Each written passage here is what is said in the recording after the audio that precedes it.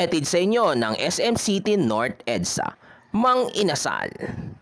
At ito na nga guys, tuwan-tuwa ang person dahil ako ay makakagala na naman as usual. Syempre, happy na naman ang person. At ito nga guys ang Novaliches, Quezon City. At ako po ay pasakay ng bus. At ako po ay papunta ng SM City North EDSA. Mas preferred ko talagang sumakay ng bus galing sa Novaliches Bayan papunta ng SM City North EDSA. At ayan nga guys, ako ay naglalakad. At ayan na nga guys, ako po ay pasakay na nga ng bus. At ayan na nga, bakla. Hindi po ako bakla ah. Katuwaan lang po yun. Ayan na nga guys, nakasakay na nga po ako ng bus papunta ng SM North EDSA. At ayan na nga po ang SM City North EDSA. Ayan na nga siya guys. Sa wakas finally nakapunta rin ako ng SM City North EDSA. Huling punta ko po ng SM North City EDSA noong ako po ay nasa high school pa. Nadadaanan ko lang to pag ako ay babiyahing Mandaluyong pauwi galing. Dati kasi pag pumapasok ako ng work, pag umuuwi na ako, laging biyahing Novaliches ang sinasakyan ko kumpara sa SM Fairview. At ayan na nga guys, abangan nyo na lang yung mga susunod na mga sequence. Maraming salamat. This is Fabiero TV. Thank you. At ayan na nga guys, nandito na nga tayo sa SM North, dito sa may annex area. Ito pong event na to ay Mang Inasal Level Up sa Sarap Halo-Halo Caravan. Nandito po si Ma'am Melay Cantiveros, Sir Kong TV, Miss Jane De Leon, at nandito rin po ang bandang Silent Sanctuary. At ayan po, may palibre pong halo-halo at saka libreng banana con yelo. May mga pa-games din po sila at meron po silang card, coupon. Yung card na binigay sa amin, ayun, actually magagamit mo po siya sa lahat ng Mang Inasal. Pag bumili ka ng halo-halo sa kanila na halagang 55 pesos, makakasave ka ng 14 pesos. Valid lang po yung card na coupon na yon mula May 15 hanggang July 31. Nandito po sila Ma'am Melay Cantiveros Francisco, Miss Jane De Leon, Sir Kong TV at ang bandang Silent Sanctuary. Nandito rin po ang UST Salingawi Dance Group at ang PML Dance Group. Ayan guys. Ang event nag-start na po siya ng 3:30 ng hapon. Natapos po siya ng 6 PM ng hapon. Sayang nga lang hindi ako nakapagpa-picture ng maayos kay Kong TV dahil hinarang na tayo ng security. Well, okay lang, ang mahalaga na enjoy ko yung event. Credit nga pala sa mga kaibigan kong sila HESTV 2.0.